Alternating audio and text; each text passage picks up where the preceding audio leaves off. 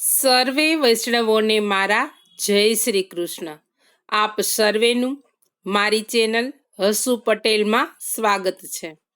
આજના સત્સંગમાં આપણે સાંભળીશું શ્રી મહાપ્રભુજીના 84 બેઠકજીના ચરિત્રમાંથી બેઠકજી 75, શ્રી કુરુક્ષેત્રના બેઠકજીનું ચરિત્ર. મારી ચેનલમાં જો કોઈ નવા હોય તો મારી ચેનલને સબસ્ક્રાઇબ કરજો અને આ વિડીયો લાઈક અને શેર કરજો, જેથી કરી અન્ય વૈષ્ણવો પણ સત્સંગનો લાભ પ્રાપ્ત કરી શકે. આજના સત્સંગમાં સાંભળીએ બેઠકજી 75, શ્રી કુરુક્ષેત્રના બેઠકજીનું ચરિત્ર. દિલ્હીથી ટ્રેન દ્વારા કુરુક્ષેત્ર સ્ટેશને જઈ શકાય છે. ત્યાંથી 3 માઇલ દૂર થાનેશ્વર ગામ આવેલું છે. ત્યાં મોટર માર્ગે જઈ શકાય છે. ત્યાં ભદ્રકાળી મંદિરે થઈ અને આગળ શ્રી મહાપ્રભુજીના બેઠકજી આવેલા છે.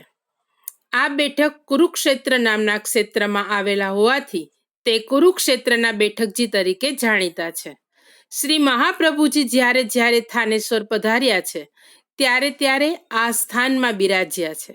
અહીં કુંડ ઉપર બિરાજીને આપ શ્રી કૃષ્ણદાસ મેઘરને યાજ્ઞા કરી હતી કે કુરુક્ષેત્ર એ મોટું ધર્મક્ષેત્ર છે.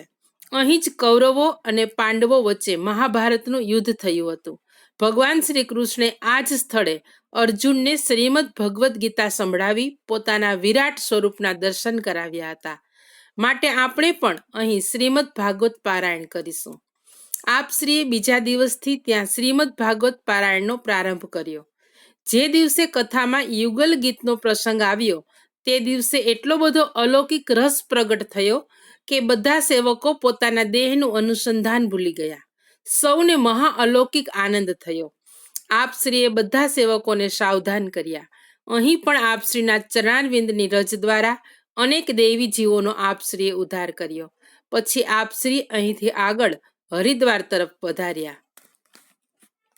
આજે પણ આ સ્થળે આપ શ્રીના બેઠક બિરાજે છે. ત્યાં સેવાનો પ્રકાર ચાલે છે.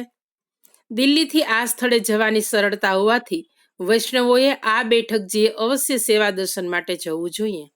હવે આપણે અહીંથી હરિદ્વાર તરફ જઈએ. શ્રી કુરુક્ષેત્રના બેઠકજીમાં બિરાજતા શ્રી વલ્લભને આપણા સૌના પૂર્ણ પ્રેમે સાષ્ટાંગ દંડવત પ્રણામ પહોંચે. વૈષ્ણવો, આજના સત્સંગને અહીં વિરામ આપીશું. શ્રી વલ્લભાધીશ કી જય.